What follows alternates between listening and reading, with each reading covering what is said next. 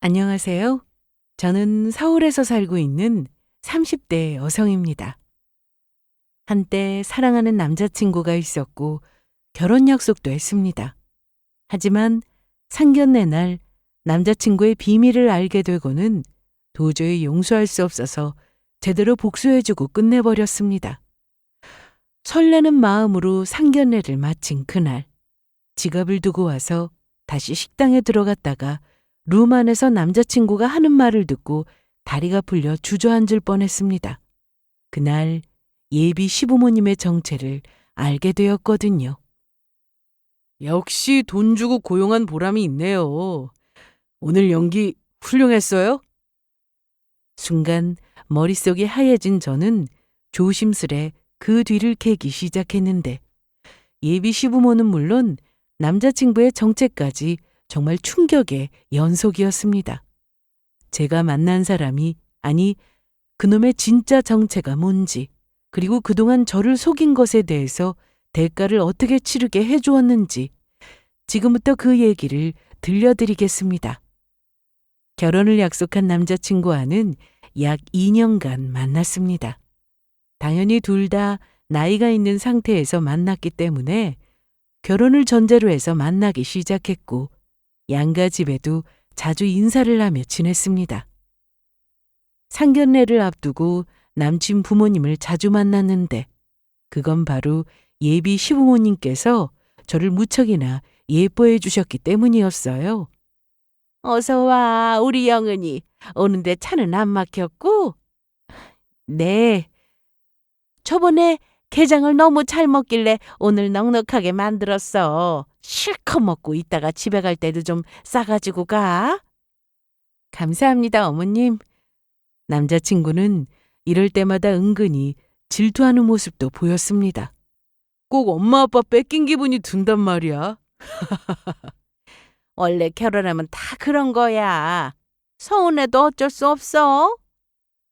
남자친구 가족과 같이 만나면 정말 화목하다는 느낌을 받곤 했습니다. 집에서 한두 번 정도 만나 식사를 했고 밖에서 만날 때가 많았는데 남친의 어머니는 언제나 저를 딸처럼 예뻐해 주셨습니다. 그런데 아직 상견례를 하기 전이었으나 남친 어머니는 집 얘기를 자주 하셨습니다.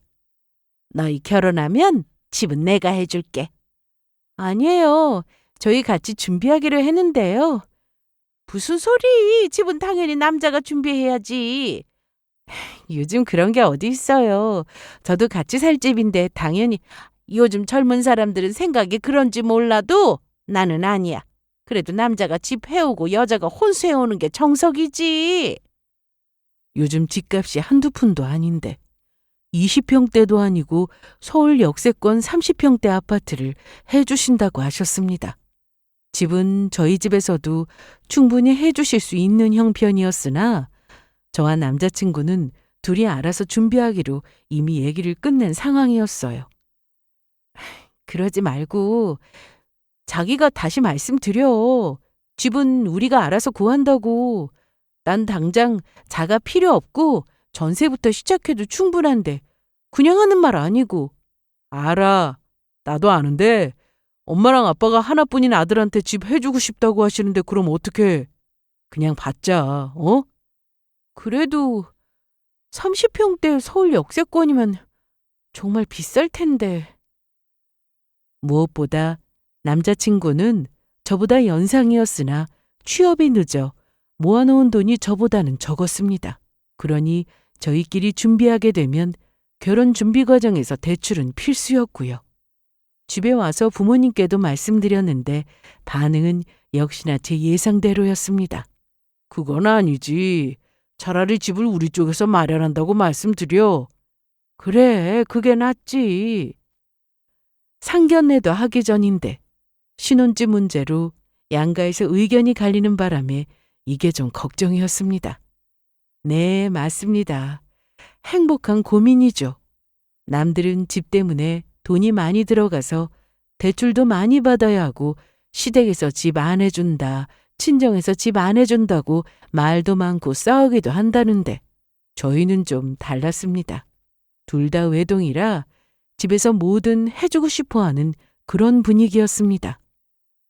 얼마 뒤 저희는 상견례를 했습니다. 당연히 이날 대화의 주제는 저희가 결혼 후 살게 될 신혼집이었습니다. 제가 영은이한테 들으니 집을 해주신다고 하셨는데, 네, 맞습니다. 부담 갖지 마세요. 저는 요즘 젊은 친구들 보면 대출 받아서 집 사고 급이 갚느라 힘들게 사는 거 좀 안쓰럽더라고요. 그냥 깔끔하게 집은 저희가 하겠습니다. 맡겨주세요. 역시나 남자친구 어머니는 이날도 집은 무조건 해주고 싶다고 하셨습니다. 반씩 부담이니 이런 거 하지 말자고 하면서 말이죠. 저희 집에서 왜 계속 차라리 집을 해주겠다고 했던 건 남자친구가 말한 그 아파트는 현재 시세로 20억이 넘었습니다. 그런 집을 남자친구의 명의도 아닌 저와 같이 공동명의로 해주신다고 하니 당연히 부담이었죠. 정 그러시면은 그냥 딱 기본만 해주세요. 기본이요? 네, 저희가 집을 마련하는 거니까 필요한 혼수만 준비하시면 되겠는데요. 남친 어머니는 따로 뭔가를 요구하지도 않으셨습니다. 그저 필요한 가전이랑 가구만 준비하면 된다고 하셨죠.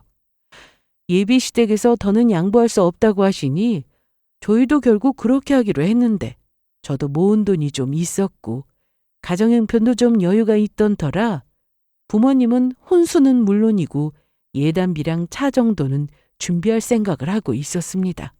서로 뭐 해줘라 이런 것도 아니고 해주겠다고 하니 상견례 분위기는 당연히 좋았고 얘기도 잘 끝냈습니다.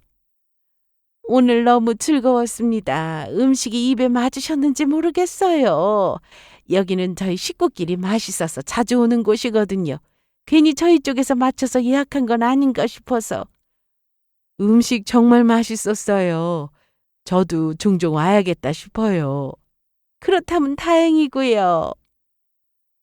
이날 저희 가족은 먼저 일어났습니다. 남자친구가 따라 나와서 배웅을 했는데 더 이따 가려고? 차도 좀 막힐 것 같고 엄마랑 아빠가 차 한 잔 더 하고 싶으시대서 그거 마시고 가려고. 어머님 아버님 그럼 조심히 가세요. 그래 오늘 고생했어. 고생은요. 영은아 그럼 이따가 전화할게. 그렇게 차에 타서 식당을 빠져나왔는데 핸드폰을 꺼내려고 가방 안을 보는데 지갑이 없더라고요. 아빠 잠깐만. 왜 그래? 지갑 두고 온 것 같아. 그래? 알았어. 그럼 차 돌려야겠다. 출발한 지 얼마 되지 않았기 때문에 식당까지 돌아가는데 먼 거리도 아니었습니다. 설마 그 사이에 누가 가져가진 않았겠지? 설마요. 얼른 다녀와. 아직 남자친구가 있을 것 같아서 전화를 했는데 받지를 않았습니다. 그래서 그 사이 갔나 싶어 식당 안으로 뛰어들어갔는데 저 혹시 아까 룸에서 식사했는데 제가 지갑을 두고 온 것 같아서요. 아, 그 룸이요? 네, 거기 아직 손님 계신데요. 들어가 보세요. 그래요? 아직 남자친구와 예비 시부모님이 계신다고 하길래 저는 들어가서 직접 확인하면 되겠다 생각했습니다. 그런데 저는 룸 안으로 들어갈 수 없었습니다. 문을 열려고 하는데 그때 안에서 대화 소리가 밖에까지 다 들렸거든요. 아니 그럼 저희는 언제까지 일하면 되는 거예요? 어차피 결혼식도 안 할 거면 오늘이 마지막인가? 아마 그 전에 몇 번 더 볼 일 있을 수도 있으니까 조용히 기다리세요. 제가 연락할 때까지. 알았어요. 역시 돈 주고 고용한 보람이 있네요. 오늘 연기 정말 훌륭했어요. 다음에도 또 부탁해요. 아유, 돈만 주면 뭔들 못하겠어요. 내가 아주 그냥 죽는 신용까지 할 수 있다고요. 맡겨만 줘요. 내가 여태까지 여러 업체에서 사람 써봤는데 이번이 최고예요. 어쩜 이렇게 자연스러운지 진짜 이참에 배우 해보시라니까요. 농담도 참. 남친의 부모님으로 알고 있던 사람들은 바로 가짜였습니다. 남친이 돈을 주고 고용한 배우였습니다. 문 밖에서 이 얘기를 듣다가 다리에 힘이 풀려 주저앉을 뻔했는데 지나가는 직원이 겨우 붙잡아줘서 벽을 붙잡고 걸어 나왔습니다. 아니, 영은아, 너 왜 그래? 얼굴이 아주 하얗게 질렸는데? 아니야. 아무것도. 지갑은 찾고 나온 거야? 얼른 가자. 이날 너무 놀란 저는 아무 말도 할 수 없었습니다. 집에 돌아온 저는 방에 들어와 내내 누워 있었는데요. 그때 남친에게 전화가 왔습니다. 여은아, 잠깐 나올래? 지갑 가지고 왔는데. 알았어. 바로 나갈게. 저는 집에 오는 차 안에서 남자친구에게 문자를 보냈습니다. 전화를 안 받으니 문자를 남겼는데 지갑을 두고 왔으니 따로 좀 챙겨달라고 말이죠. 다음날 줘도 되는데 지갑을 가지고 집 앞까지 왔길래 나갔습니다. 아까 전화했는데 왜 안 받았어? 전화 온 줄 몰랐어. 여기 지갑. 고마워. 나 아니었으면 잃어버렸을 수도 있었잖아. 잘 챙겨. 알았어. 그럼 들어가서 쉬어. 나도 가서 좀 쉬어야지. 저기 있잖아. 왜? 지갑만 주고 바로 간다고 하니까 섭섭해? 뭐 커피 마시러 갈까? 아, 맞다. 엄마가 커피 마시지 말랬는데 내가 우리 엄마 닮았는지 커피 마시면 그렇게 심장이 빨리 뛰고 그런다. 자기는 커피를 하루에 여러 잔 마시는데도 멀쩡해? 그러고 보면 그게 다 체질인가 봐. 체질? 너도 알겠지만 우리 엄마 피부 알지? 그 나이에 정말 좋으시잖아. 내가 엄마 피부 닮았다니까.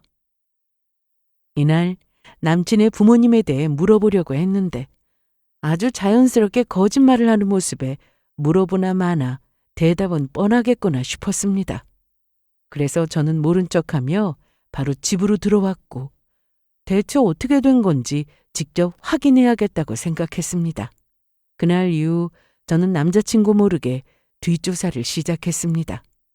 일단 남자친구가 대체 무슨 짓을 꾸미는지 알려면 핸드폰을 봐야 했습니다. 핸드폰을 손에 넣으려면 보기 싫어도 남친을 만나야 했고요. 며칠 뒤 저는 퇴근 후 남자친구를 만났습니다. 저희는 그간 만나오면서 자주 가는 식당과 카페가 있었는데 모두 회사 근처에 있었습니다.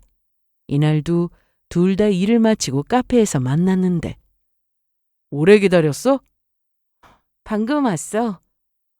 오늘따라 차가 너무 막히더라. 뭐 마셔야지? 내가 주문하고 올게. 그런데 상황을 보니 아무것도 볼 수 없었습니다. 화장실을 갈 때도 핸드폰을 챙겨가는 바람에 기회가 전혀 없었죠. 안 되겠다 싶었던 저는 친구를 불렀습니다. 그간 제 사정을 다 말할 정도로 저에게 아주 친한 친구였는데 제가 부탁하자 바로 나와주었어요. 자기 친구는 언제 온다고 그래? 거의 다 왔대. 저기 왔다. 친구가 오자 저희는 자리를 옮겼습니다. 바로 근처에 맥주집이 있어서 가볍게 한잔하기로 했는데 술이 들어가니 저희 셋은 다 말이 많아졌고 잠시 어색했던 분위기도 금방 편해졌습니다. 그렇게 친구가 남자친구에게 말을 거는 동안 저는 잠시 화장실을 간다고 하고는 남친의 핸드폰을 몰래 챙겼습니다. 화장실에 들어와 저는 핸드폰을 빨리 열었고 하나씩 확인할 시간이 없었기에 제 폰으로 동영상 버튼을 누른 채 문자부터 톡을 빠르게 찍기 시작했습니다. 폰 안에 있는 모든 것들은 다 영상으로 찍기엔 시간이 부족했습니다. 그래서 가장 최근에 나눈 대화 목록만 찍고 그 다음엔 좀 이상해 보이는 톡이나 문자만 골라서 찍었는데 그때 친구가 화장실로 왔습니다. 한 칸씩 노크를 하더니 영은아, 너 여기 있어? 잠깐만. 네가 화장실에서 너무 안 온다고 걱정된다고 나보고 가보라고 하길래. 그럼 혹시 핸드폰 없어진 것도 눈치챘어? 아니, 그건 아직 모르는 것 같아. 그러니까 지금 빨리 나가자. 그렇게 핸드폰을 다 보지도 못하고 일단 나갔습니다. 자기야, 화장실에서 뭐 했어? 그게 화장 좀 고치느라. 화장 안 해도 예쁜 얼굴인데 뭘 또 고치고 그래? 그러고 보니까 오늘도 예쁜데? 안 되겠다. 사진 찍어야지. 어? 내 핸드폰 어디 있지? 순간 저는 테이블 아래로 남친의 핸드폰을 떨어뜨렸고 맥주집이란 노랫소리가 커서 남친은 눈치를 못 챘습니다. 핸드폰 없어졌어? 어어. 어머, 여기 떨어져 있었네. 아유, 언제 떨어졌지? 잃어버린 줄 알고 놀랬네. 그런데 우리 이제 그만 갈까? 벌써? 벌써라니 많이 늦었는데 자기 내일 회의도 있다며. 아, 그랬지? 그렇게 집으로 빨리 돌아온 저는 찍어놓은 영상을 보기 시작했습니다. 너무 빨리 넘겨서 화면을 멈췄는데도 확인이 어려운 게 참 많았는데 돈 주고 고용했다던 그 가짜 예비 시부모와의 단톡방은 아주 정확하게 찍어왔습니다. 세 사람은 같이 일한 게 이번이 처음이 아니었습니다. 제가 남자친구를 만나기 몇 년 전에도 서로 연락하고 있는 사이였어요. 그날 옷이랑 구두는 좀 신경 써주세요. 이왕이면 브랜드로 입으시면 좋고요. 네, 알겠습니다. 중요한 자리니까 머리도 미용실 다녀오시고요. 구체적으로 머리부터 발끝까지 지시를 하는 내용이 대부분이었습니다. 이런 줄도 모르고 그동안 진짜 남자친구의 친부모로 알고 있었으니 아주 환장할 노릇이었습니다. 거기다 기가 막힌 건 톡방에서 본 내용이 하나 더 있었는데 그건 바로 예단비로 돈을 받으면 그 돈을 가짜 예비 시부모에게 나눠준다는 내용이었습니다. 그런데 좀 이상했어요. 상견례 날 저나 부모님은 예단비 얘기를 꺼낸 적이 없었거든요. 부모님과 그저 따로 나눈 얘기였고 나중에 남친에게 말해야지 하고 있었는데 어떻게든 저한테 돈을 뜯어낼 계획이었던 겁니다. 한마디로 김칫국을 마셨던 거죠. 그렇게 저는 그날 찍어온 영상을 자세히 보면서 어느 정도 남친의 신상을 파악했고 며칠 뒤 남자친구를 만났습니다. 그냥 다 말해버리고 헤어지면 그만 아니냐고 하실 수도 있지만 저도 받아낼 게 있었고 또 그렇게 간단한 문제가 아니었습니다. 저 아니면 또 어디 가서 사기치고 누군가 피해자가 나올 수 있었으니까요. 저는 이날 남자친구를 만나서 평소처럼 대하려고 노력했습니다. 마음 같아서는 한 대 때리고 싶었지만 눈치채지 못하도록 표정 관리를 했어요. 그리고 제가 먼저 돈 얘기를 꺼냈습니다. 사실 남자친구는 이미 알고 있었을 겁니다. 제 성격상 결혼 준비하는데 절대 그냥 넘어갈 사람이 아니라는 것을요. 돈을 보태지 않아도 뭐든 해올 거라는 걸 알고 있었죠. 그래서 먼저 제가 예단비를 준비하겠다고 말했습니다. 3억? 집이 20억이 넘는데 예단비를 따로 준비하는 게 맞는 것 같아서. 그런데 왜 말이 없어? 3억이 너무 적나? 아니, 생각 못하고 있었거든. 어차피 우리끼리 집 구하려고 했었잖아. 요즘 전세도 6, 7억씩 하는데 이 정도 돈은 쓰려고 했었어. 원래 같이 마련하려던 집을 남자친구가 혼자 해온다고 하니 저도 당연히 이 정도는 하려고 했습니다. 예단비에 아파트 리모델링 그리고 가전이나 가구로 채워야 하고 거기다 예비 시부모님 사시는 집에 있는 가구도 몇 가지 바꿔드릴 생각이었죠. 하지만 남자친구가 사기꾼인 걸 알았는데 제가 미쳤다고 그 짓을 하나요? 그래도 모른 척했습니다. 아직 할 일이 남았으니까요. 저는 이날 일부러 더 부풀려 얘기했습니다. 기대하라고 말이죠. 원래 기대가 크면 실망도 큰 법이거든요. 그런데 남친은 갑자기 차 얘기도 했습니다. 아니, 영은아, 근데 요즘 차 때문에 내가 너무 스트레스야. 차가 왜? 내 차 알지? 8년이나 탄 거. 그래도 잘 굴러가잖아. 잘 굴러가긴 수리비가 더 나온다니까. 엊그제도 수리 맡겼다가 찾았어. 아, 그랬어? 몰랐네. 아, 맞다. 전부터 얘기하려고 했는데 깜빡했네. 뭔데? 실은 아빠가 우리 결혼하면 자기 차부터 바꿔줘야겠다고 하셨거든. 정말? 순간 남자친구는 표정 관리를 못하고 한박 웃음을 지었는데 너무 티가 난다고 생각했는지 이내 입꼬리를 내리더니 아이 참, 뭘 또 차를 바꿔주신다고. 말은 저렇게 했지만 은근히 바라는 눈치였습니다. 그런데 바꿔주신다는 차가 뭘까? 저는 일부러 최고급 수입차를 얘기했습니다. 정말? 진짜로? 그 차 엄청 비싼데? 정말이지 그럼. 저번에 아빠가 그 매장 가서 차를 보고 오셨더라고. 집에 오셔서 차가 좋다고 하시길래 차 바꾸시려나 했는데 아빠 차는 멀쩡한데 매장 들린 거 보면 자기 차 보고 오신 거지 뭐. 그걸 꼭 말로 해야 하나? 그 좋은 집도 공동명의로 해주시는데 내가 받기만 하면 안 되잖아. 뭐 집값을 생각하면 예단비부터 시작해서 고급 수입차까지 저희 쪽에서 마련해도 부족한 걸 알고 있습니다.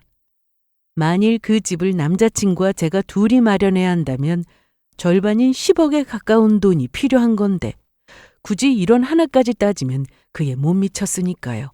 하지만 그건 어디까지나 남자친구와 정상적으로 결혼을 할 경우에나 따져야 할 일이었고 있지도 않은 집을 갖다가 사기치는 놈한테는 이런 한 푼 줄 수 없었습니다. 남친은 이날 제가 돈도 주겠다, 차도 바꿔주겠다 하니 아주 신났습니다. 적당히 구색만 맞추겠지 싶었다가 생각보다 제가 더 많은 걸 해준다고 하니 속으로 얼마나 기뻤겠냐고요. 남자친구 표정을 보니 입꼬리가 올라가는 게 눈에 다 보였습니다. 저 역시 겉으로는 남자친구와 같이 웃고 있었지만 속은 불길이 활활 타오르고 있었네요. 그런데 차가 자꾸 고장나고 수리 맡기고 그러면 결혼하고 나서 바꿀 게 아니라 미리 바꿔줘야겠는데? 혹시라도 운전하다가 도로에서 차가 멈추기라도 하면 큰일 나는 거잖아. 정말? 차 타고 다니던 사람들이 차 없으면 되게 불편하잖아. 내가 아빠한테 말씀드릴게. 빨리 뽑아달라고. 그래주면 나야 좋지. 그런데 제가 여기서 더 어이가 없었던 게 뭔 줄 아세요? 바로 남자친구의 진짜 정체였습니다. 남친의 부모 행세를 하던 사람들은 가짜라는 걸 알았는데 남자친구도 원래 모습을 숨기고 있었습니다. 이날 남자친구를 만나고 난 후 일주일 뒤 저는 평택으로 내려갔습니다. 직접 만나서 확인하고 싶었거든요. 이날 남친 핸드폰을 찍다가 시간이 없어서 마지막에 급하게 문자 내역을 찍었는데 집에 와서 보다가 이상한 내용을 보게 되었습니다. 남친은 답장을 보내지 않고 일방적으로 문자가 온 거였는데 야, 박진호, 돈 언제 줄 거야? 빨리 돈 보내. 네 자식 아픈데 병원비도 못 준다는 게 말이 되냐? 계속 답 없고 내 연락 무시하면 나도 이제는 가만 안 있어. 문자의 내용은 거의 돈 얘기였는데 그냥 돈 보내라 하면 빌려주고 못 받은 건가 생각할 수도 있었지만 자식이라는 말이 눈에 확 들어왔습니다. 문자에서 나온 네 자식이라는 이 단어요. 남자친구 애라는 건데 이게 사실인지 직접 확인하고 싶었습니다. 애 딸린 이혼남인지 결혼해서 유부남인 건지 둘 중 모든 사기였으니까요. 제가 주소까지 어떻게 알았냐 하면 여기 우리 집 주소야. 어제 이사했고 혹시나 전에 살던 집으로 찾아올까 봐 문자 남기는 거야. 그리고 제발 답 좀 해. 이런 문자가 있었기 때문에 혹시나 하는 마음으로 무작정 평택으로 갔습니다. 그렇게 주소지대로 찾아갔는데 벨을 눌렀더니 어떤 여자가 나왔습니다. 누구세요? 안녕하세요. 이렇게 갑자기 찾아와서 죄송합니다. 누구신데요? 박진호 씨라고 아시죠? 그 사람하고 어떻게 되시는데요? 혹시 돈 받으러 오셨어요? 네? 서류 정리만 안 했지 남이에요, 남. 그 자식한테 돈 못 받은 걸 왜 저한테 와서 달라고 하는데요? 자세히 말하지도 않았는데 돈 얘기를 하며 당장 가라고 하더군요. 그래서 바로 얘기했습니다. 저 진호 씨 여자친구예요. 결혼 약속했고 돈 때문에 온 거 아니고요. 뭐요? 지겹다 진짜. 그래서 뭐 어쩌라고요? 그 자식 여자친구라면서 저한테 찾아온 여자가 어디 한둘인 줄 알아요? 새벽에도 찾아와서 문 두드리고 동네 피해주고 집주인한테 욕먹은 게 하루 이틀인 줄 아냐고요. 이번엔 뭔데요? 돈 빌려주고 못 받았어요? 아니요. 확인하려고요. 진호 씨 와이프 되시나요? 네. 그런데 아까도 말했지만 남이에요. 아니, 남보다 못한 사이라고요. 유부남인 줄 모르고 결혼 약속도 하고 상견례도 했어요. 심지어 애가 있는 줄도 몰랐고요. 자기 남편이 집을 나가서 다른 여자랑 결혼 약속을 했다고 하면 펄쩍 뛰어야 하는데 제 앞에서 지겹다는 표정을 지었습니다. 속았네. 네? 아가씨 속았다고! 그 인간 처자식 버리고 집에 안 들어온 지가 오래예요. 못 알아들었어요? 딸 하나 있는데 생활비도 안 보내고 제 연락 다 씻고 그런 놈인데 저 찾아와서 뭐 어쩌라고요. 혹시라도 그 인간하고 뭐 잘못 엮여서 돈이라도 내놓으라고 하는 거면 그만 가요. 나는 그 인간하고 상관없는 사람이니까 찾아오지 말라고요. 애하고 조용히 살고 싶으니까. 그간 얼마나 사기를 치고 다녔는지 이 여자를 통해서 알 수 있었습니다. 얼핏 뒤로 보이는 아이를 보는데 초등학생쯤 되어 보였고 20대 초반에 만나 결혼해서 애 낳고 살았구나 싶었습니다. 그 자식한테 뭐 돈 준 건 아니죠? 네? 돈 뜯긴 여자들 지금까지 돈 돌려받지 못한 걸로 알고 있어요. 지금이라도 그 자식 정체 알았으면 빨리 끝내란 말이에요. 저한테는 이래도 자기 자식한테까지 연락 끊고 사는 놈이면 말 다 했죠. 이날 자세한 얘기를 듣지는 못했지만 남친의 실제 부모님은 본 적도 없다고 했습니다. 남친이 시설에서 자랐다고 하더군요. 자라온 환경이 좋지 못했구나 싶었는데 아무리 그래도 사기치고 사는 걸 용서할 수는 없었어요. 형편 어려웠다고 불우한 환경에서 자랐다고 모두 다 남자친구처럼 사는 건 아니었으니까요. 이날 저는 충격에 휩싸인 채 집에 돌아왔는데 며칠 뒤 남친에게서 황당한 연락을 받았습니다. 뭐라고? 그게 무슨 말이야? 엄마가 위암이래. 그래서 아무래도 결혼을 좀 미뤄야 할 것 같아서 말이야. 갑자기 남친 엄마가 위암이라고 하더군요. 좀 어이가 없었습니다. 남친이 이런 말을 하는 이유는 따로 있었습니다. 바로 돈 때문이었죠. 병원에서 뭐라고 하는데? 많이 안 좋으셔? 그동안 나 많이 예뻐해 주셨는데 어디 계셔? 병원에 입원해 계셔. 어디 병원인데? 병원은 왜? 당연히 병문안 가야지. 에이, 뭐하러. 그리고 그 병원은 다른 사람 면회는 안 된다고 그래서 네가 가더라도 엄마 못 만나. 아, 그래? 그러면서 병원비로 돈이 좀 필요하다면서 예단비로 주기로 한 그 돈을 좀 빨리 줄 수 없겠냐고 했습니다. 내가 여기저기 투자하는 게 좀 있어서 돈이 다 묶여 있거든. 그래서 말인데 자기가 저번에 말한 그 3억 말이야. 그 돈 미리 줄 수 있을까? 엄마 병원비를 좀 쓰려고. 병원비가 그렇게 많이 들어? 뭐 병원비로도 써야 하고 여기저기 돈 써야 할 곳이 생겨서 말이야. 그런데 통장으로 돈을 보내달라는 게 아니라 현금으로 바로 줬으면 좋겠다고 했습니다. 그래서 알겠다고 했고 바로 다음 날 저희는 만났습니다. 왔어? 어머니는 좀 어떠셔? 저는 다 알면서도 모른 척 속아줬습니다. 그러자 남친은 제 앞에서 눈물 연기까지 했습니다. 닭똥 같은 눈물을 뚝뚝 흘려가며 울면서 얘기를 하더라고요. 나도 모르겠어. 병원에서는 말기라고 하는데 좀 심각한가 봐. 수술은? 수술하면 괜찮아지는 거 아니야? 당장 수술도 어려운 상황인가 봐. 대장암이 이렇게 무서운 줄 몰랐다. 대장암? 어머님 위암이라며. 맞다. 내가 정신이 없어서 말이 헛나왔어. 위암이야. 엄마 위암 맞아. 역시 거짓말도 아무나 못하더군요. 머리가 좋아야 치밀하게 계획 세우고 사기치는 거지. 딱 보니 남친은 어떻게든 머리 굴려서 저한테 돈 받고 튈 생각인 것 같았습니다. 그동안 다른 여자들한테도 다 이런 수법으로 돈을 뜯어낸 것 같았는데 저한테는 어림없었습니다. 그런데 돈은?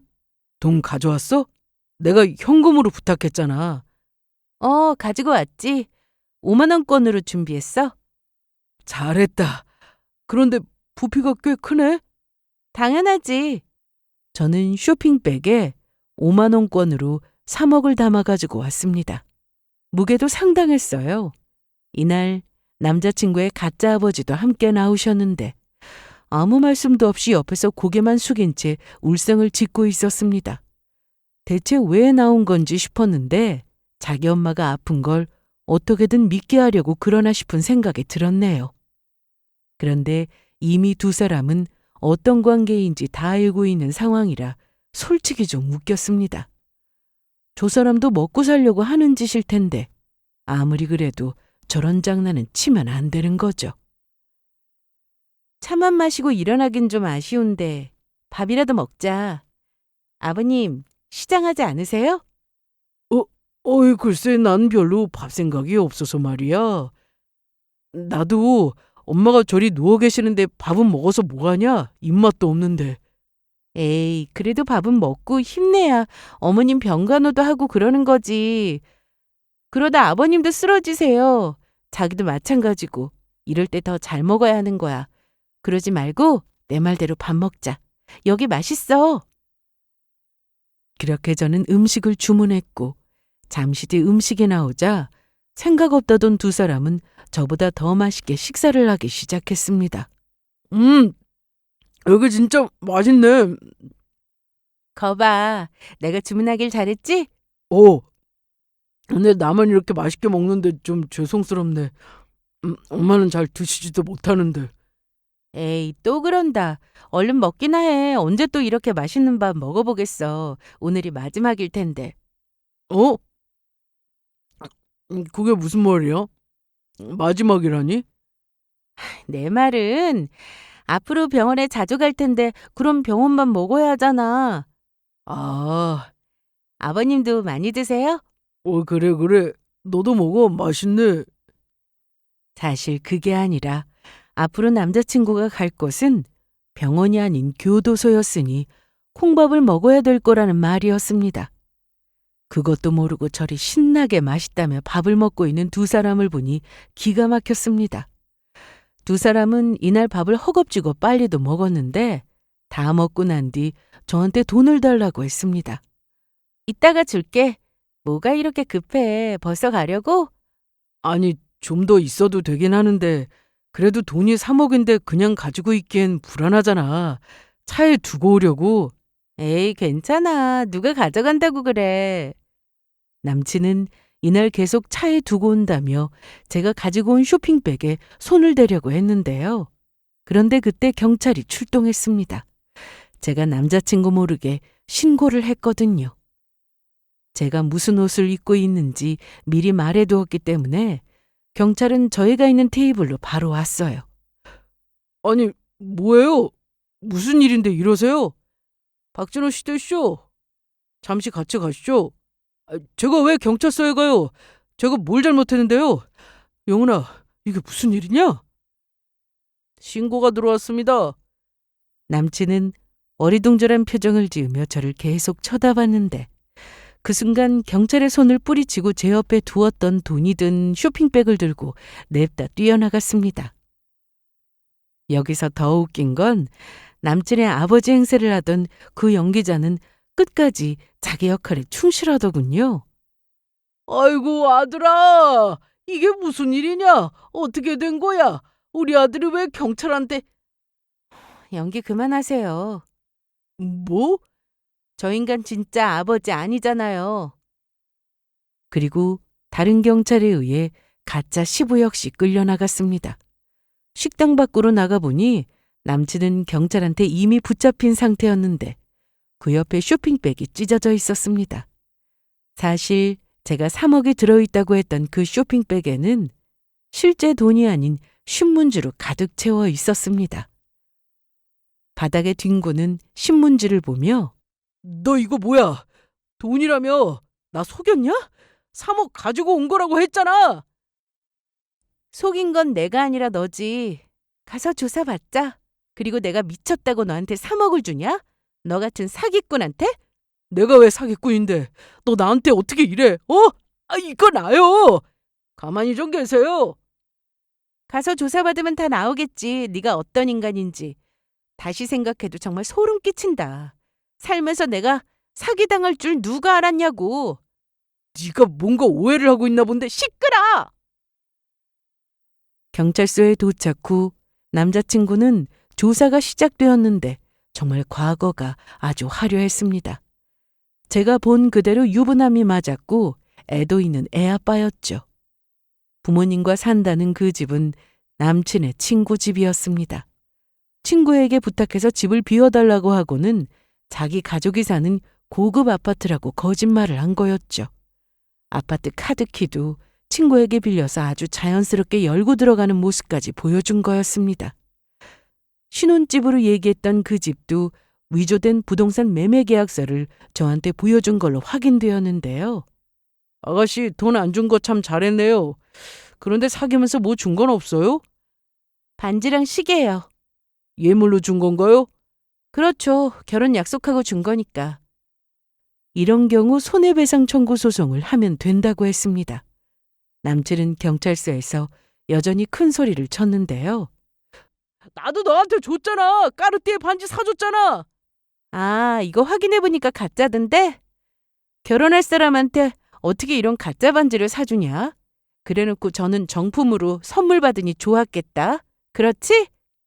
그땐 저도 몰랐으니 받기만 할 수 없어서 며칠 뒤 매장에 가서 남친에게 반지 해주고 어차피 결혼하면 시계도 하나 해줄 생각이어서 같은 브랜드는 아니었지만 좀 저렴한 걸로 하나 사줬습니다. 이때는 신혼집 얘기도 나오기 전이라 제가 집을 보고 뭔가를 해준 것도 아니었습니다. 이번 조사를 통해 남친은 그동안 사기를 쳤던 것들이 하나둘씩 드러나기 시작했는데 저 말고 이미 신고한 사람도 여럿 있었습니다. 이날 조사받던 중 남자친구는 또다시 눈물을 보였는데요. 자기 가정사에 대해서 말하기 시작했습니다. 영은아, 나 한 번만 봐주라. 뭘 봐주라는 거야? 나 알고 보면 불쌍한 놈이야. 내가 오죽하면 연기하는 분들 섭외해서 부모님 역할 좀 해달라고 했겠냐고. 사기치려고 그런 거잖아. 아니야. 처음부터 그럴 생각 없었어. 난 너랑 정말 결혼까지 하고 행복하게 살려고 했다고. 헛소리를 어디까지 들어줘야 해? 나 실은 보육원에서 자랐어. 여태 나 낳아준 친부모가 누군지도 모른다고. 네가 내 기분을 알아?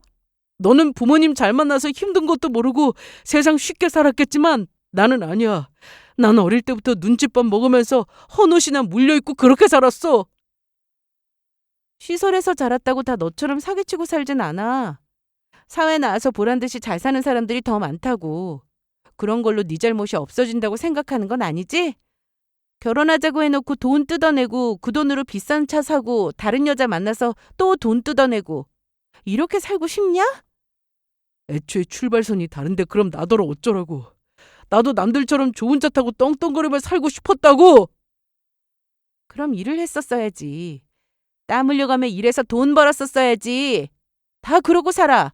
돈 많은 부자들도 다 자기 일이 있고 일해서 돈 벌잖아.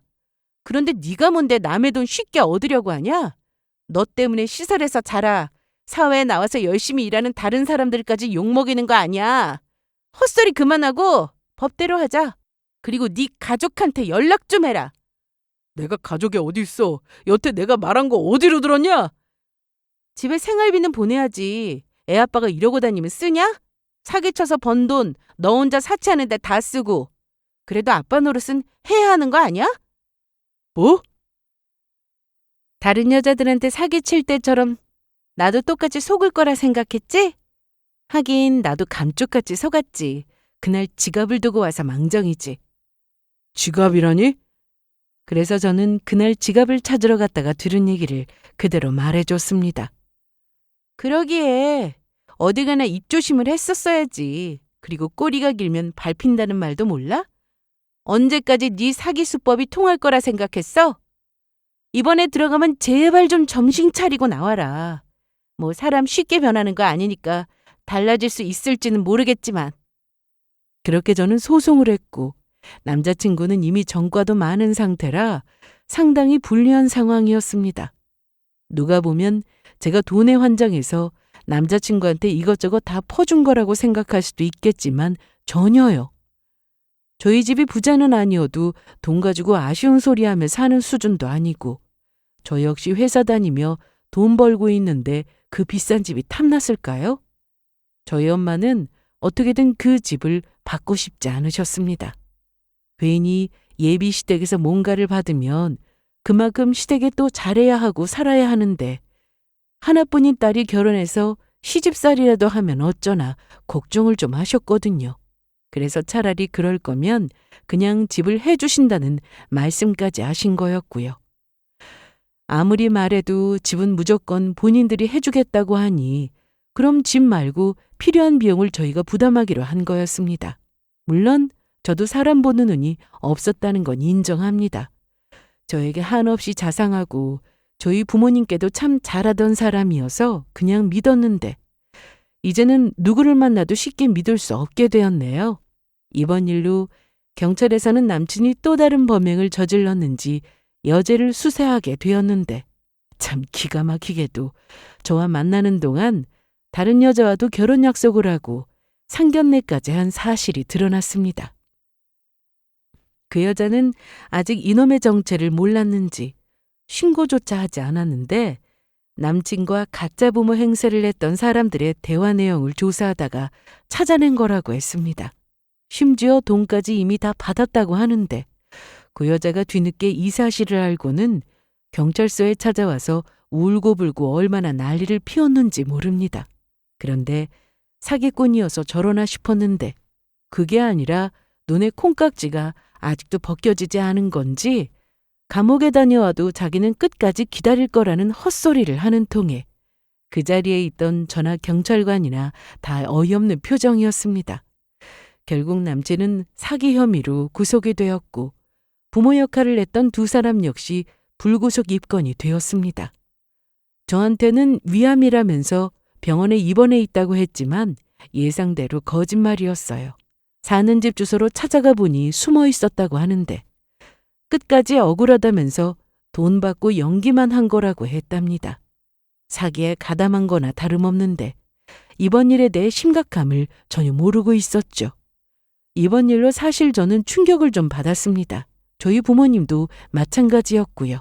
하지만 일은 일어났고 어쨌든 3억이라는 예단비를 주지 않아서 피해 입은 것도 없으니 그나마 다행이다 생각했습니다. 제가 그 사기꾼에게 사준 반지나 시계는 돌려받았습니다. 다행히 팔지는 않았더라고요.